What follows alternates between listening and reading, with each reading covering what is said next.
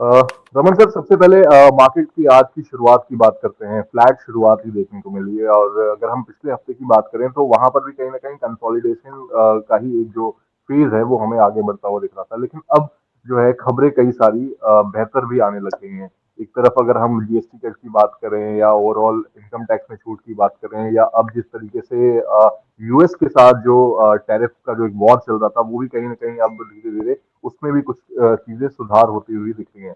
ऐसे में इस समय पर अगर हम ओवरऑल मार्केट की बात करें तो निफ्टी और सेंसेक्स को लेकर के आपका क्या व्यू बन रहा है in mid to short term में? और साथ ही कौन से वो सेक्टर्स होंगे जहां पर इस समय पर आप जो है पैसे डिप्लॉय करने की सलाह दे सकते थैंक यू अंकित, धन्यवाद आपका। और हैं? एक डिस्क्लेमर मैं देना चाहूँगा दर्शकों को कि we run a fund and जी। हमारे निवेश इसमें रहेंगे, कुछ स्टॉक्स में जो हम डिस्कस करेंगे आगे भी। से ओके। अभी जो आप देखोगे, जो अभी जो ट्रेंड रिवर्स होके आ रहा है, आज हमारे देखिए टैरिफ के जो करना था इन टर्म्स ऑफ ट्रम्प, उन्होंने टैरिफ डाला, 50% टैरिफ डाला, और अभी वो बातचीत के मौके पे आगे आए हैं। और जो जीएसटी कट है जो अपने वो लागू होने वाला है अभी इसी महीने, उसमें डिमांड के काफ़ी चेंजेस होंगे। डिमांड बढ़ने के कारण क्या होगा, दो चीज़ें होंगी इकोनॉमी में। डिमांड बढ़ने के कारण जो स्टॉक कंज्यूमर वाले स्टॉक हैं वो आगे बढ़ेंगे। दूसरा, इकोनॉमी में स्पाइरल इकोनॉमी मूव करेगी, गवर्नमेंट की स्पेंडिंग बढ़ेंगे। जीएसटी इनफैक्ट कट हुआ है, लेकिन धीरे धीरे जैसे कंजम्पशन बढ़ेगा, ओवरऑल जीएसटी अमाउंट भी बढ़ेगा। तो सेक्टर्स हमारे जो देखने चाहिए वो देखने चाहिए हमको, कंज्यूमर साइड बहुत clearly, banking, consumer finance. Consumer finance बहुत इंपॉर्टेंट एक सेक्टर होगा, बिकॉज जब कंज्यूमर माल खरीदेगा, चाहे वो ऑटो हो, चाहे वो एफएमसीजी हो, वो बहुत सारा बोरिंग भी करेगा साथ में। तो बोरिंग करने के कारण ये सेक्टर्स में काफ़ी डिमांड में रहेंगे। से फॉर एग्जांपल, अभी ऑटो एग्जांपल, गाड़ियों में एक्साइज जीएसटी कम हुआ है, उससे बिल्कुल। लोन्स काफ़ी सारे आएंगे। तो अगर आप सेक्टर्स देखोगे, कंज्यूमर फाइनेंस के सेक्टर्स काफ़ी आगे बढ़ेंगे। आप कंपनियां देखो, उसमें जैसे बजाज फाइनेंस हो गया, इवन जो कंज्यूमर फाइनेंस कंपनीज एनबीएफसीज हैं, उनके तरफ हमको रुझान करना चाहिए। दर्शकों को ये जानना चाहिए कि वो कंपनियों में आगे जाके वो कस्टमर आके खरीदेंगे, क्योंकि रेट कट हुआ है, चीज़ें सस्ती हुई हैं। और इनफैक्ट आगे आरबीआई भी रेट कट करने वाला है, जिससे क्या होगा, उनको इवन ब्याज दर भी सस्ती होगी। तो दोनों मिला के इकोनॉमी में काफ़ी स्पर होएगा। रमन सर, एक तरफ तो ये सारे फैक्टर्स जो हैं वो प्ले आउट हो ही रहे हैं बाजार के लिए, लेकिन इस समय पर जो एक ये कंसोलिडेशन का जो एक पीरियड है, इसके बारे में भी समझना चाहेंगे कि आखिर पिछले एक साल का अब समय जो है वो कहीं ना कहीं बीत चुका है। ये लगातार पहले हम गिरावट की तरफ थे, वहां पर हमने लोज अपने टच किए, उसके बाद से अब दोबारा रिकवरी आई है, वहां से 10-12% हम रिकवर भी हो चुके हैं। लेकिन जो कंसोलिडेशन है वो लंबा खींच रहा है यहाँ पे। तो इस कंसोलिडेशन को जो हमारे रिटेल इन्वेस्टर्स हैं या जो रिटेल ट्रेडर्स हैं वो किस तरीके से देखें? क्या यहाँ पर मतलब इसे एक हेल्दी कंसोलिडेशन मान सकते हैं, या फिर कुछ मतलब कॉशियस यहाँ पर रहने की सलाह होगी? से यहाँ मेरा मानना है, साल भर में अब देखो बहुत ज़्यादा रिटर्न नहीं आया है, कंसोलिडेट किया है बिल्कुल मार्केट। बिल्कुल। लेकिन इससे ये भी हुआ है कि एफआई ने काफ़ी सेलिंग की है। और अच्छी हम्म, बात यह है कि एफआई की सारी सेलिंग एब्जॉर्ब भी हुई है। तो बिल्कुल। सबसे बड़ी बात यह है कि ये हेल्दी कंसोलिडेशन है। कोई भी बुल मार्केट में, कोई भी ग्रोइंग इकोनॉमी में इस टाइप के हम्म, करेक्शंस आएंगे, फेजेस आएंगे। एंड हम्म, इन्वेस्टर को अपने उसमें जुटे रहना चाहिए। और ये ध्यान रखना हम्म, चाहिए कि निवेश हमेशा लंबे समय के लिए होता है। निवेश इज नॉट अबाउट कि वही जो शॉर्ट टर्म पीरियड के लिए है। तो उनको ये हम्म, समझना चाहिए कि भी ये हेल्दी कंसोलिडेशन हुआ है। और आगे जो सरकार ने नीतियां फॉलो की है, आप ये समझिए, जीएसटी कट, इनकम टैक्स जो भी अप्रैल से चालू हो गया, हम्म, सरकार क्लाइंट के हाथ में, कस्टमर के हाथ में बहुत पैसा दे रही है। सबसे बड़ा फायदा उससे ये हो रहा है कि इकोनॉमी बहुत स्पर होएगी, इकोनॉमी बहुत आगे बढ़ेगी।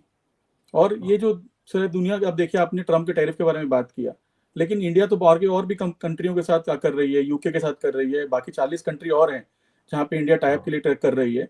तो ऐसा नहीं है कि यूएस में कुछ ऊपर नीचे होगा तो बाकी देश इंपैक्ट होंगे। सो भारत आगे बढ़ रहा है।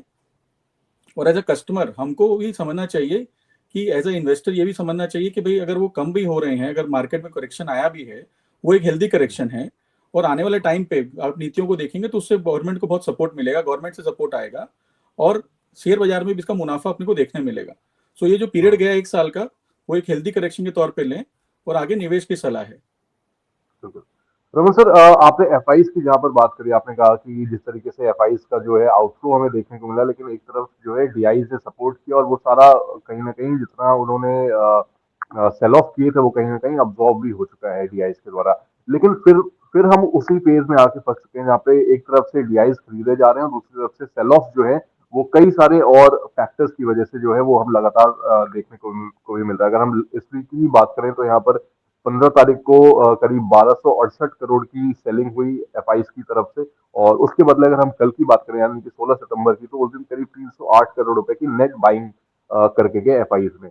लेकिन क्या इतने सारे फैक्टर्स के अलावा क्या एफआईज की वापसी हम कब तक एक्सपेक्ट कर सकते हैं कि ग्लोबल टेंशन जो है उनका कितना बड़ा इसमें हाथ है, और डीआईज जो है वो कब तक सपोर्ट कर पाएंगे इस तरीके से मार्केट को, और कितना लंबा यहाँ से हम डीआईज की सपोर्ट को से अपने इंडियन मार्केट को जो है आगे लेके जा सकते हैं।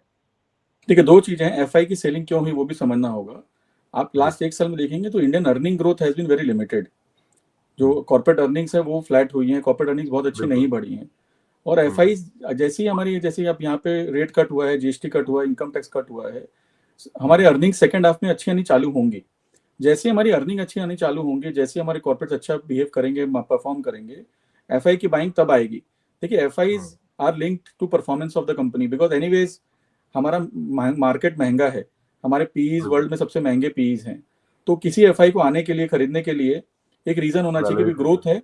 वो ग्रोथ हम्म, कहीं ना कहीं हमारे एक साल में हिट हुई है, कहीं ना कहीं हम्म, प्रॉफिटेबिलिटी हमारे ओवरऑल इकोनॉमी में कम हुई है। मोमेंट वो अगर वापस आता है तो एफआई भी आएगा और डीआई भी आएगा।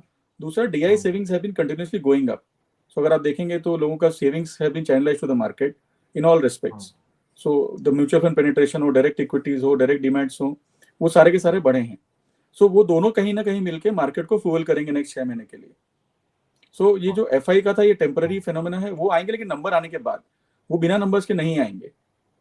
बिल्कुल सर, एक तो कॉर्पोरेट अर्निंग्स की बात तो है ही जो हमारा एक डोमेस्टिक फैक्टर है, लेकिन इसके अलावा एफआईज की वापसी के लिए कितना बड़ा फैक्टर ग्लोबल टेंशन और जिस तरीके से हम टैरिफ की भी बात कर रहे हैं, तो ग्लोबल क्यूज का कितना बड़ा हाथ है एफआईज की वापसी में। सर, ग्लोबल कुछ का इम्पैक्ट होता है, बट सबसे पहले बिल्कुल। इन्वेस्टर सबसे पहले अपना रिटर्न देखता है। बिल्कुल। तो रिटर्न देखता है, वो चलता है पीई पे, हम्म, वो चलता है रिटर्न्स हम्म, पे, वो चलता है अर्निंग्स पे। सेकंड, ऑब्वियसली हम्म, ग्लोबल टेंशन के लिए भी है। अगर यूएस ने टैरिफ लगाया है, उससे कई सारे सेक्टर्स इंपैक्ट होते हैं। मार्केट हम्म, से देखिए, मार्केट कहीं ना कहीं वोलेटिलिटी बढ़ जाती है उससे। बट जी। जो आइडिया है, देखिए मार्केट वोलेटिलिटीज आगे पीछे जाके सेटल होती हैं। उनको ये भी हम्म, मानना होगा कि इवेंचुअली कहीं ना कहीं जाके ट्रम्प को भी सेटल होना होगा, बस माल तो यूएस को भी चाहिए, वो ओवरनाइट फैक्ट्री नहीं बिल्कुल। बैठा सकते वहां पे। उनका कॉस्ट ऑफ हम्म, प्रोडक्शन बहुत हाई होगा। तो ये देखिए बिल्कुल। टेम्पररी फेनोमेना है, जो मार्केट हम्म, को इम्पैक्ट करता है डेफिनेटली शॉर्ट टर्म में। बट मीडियम टू बिल्कुल। लॉन्ग टर्म हमेशा वो साइज हो जाता है, हमेशा वो एडजस्ट हम्म, होता है because to the market realities. कहीं ना कहीं हम्म, हर कंट्री को देखिए, there is equilibrium which has to get built up. ऐसा नहीं है कि वो एक तरफा चल सकता है। तो आपकी बात सही बिल्कुल। है कि भाई एक तरफ के लिए हमारा मार्केट ऊपर नीचे हुआ है, क्लाइंटों को हम्म, दिक्कत हुई है, सडन कंट्रीज हम सप्लाई नहीं कर पा रहे हैं। लेकिन इवेंचुअली लॉन्ग रन, जैसे इनफैक्ट बातचीत अभी चालू हो गई है, आज हम डिस्कस कर रहे हैं, न्यूज हेडलाइंस हम्म, भी है कि भाई ट्रम्प और भारत इन टर्म्स ऑफ अपने वापस जुड़ रहे हैं रिलेशनशिप बनाने के लिए, टैरिफ को करने के लिए यूके का ऑलरेडी साइन हो गया है। तो धीरे धीरे वो अनसर्टेनिटी निकलती जाएगी और हम आगे बढ़ हम्म, जाएंगे। मीडियम टर्म में कभी भी अनसर्टेनिटी नहीं रहेगी। right।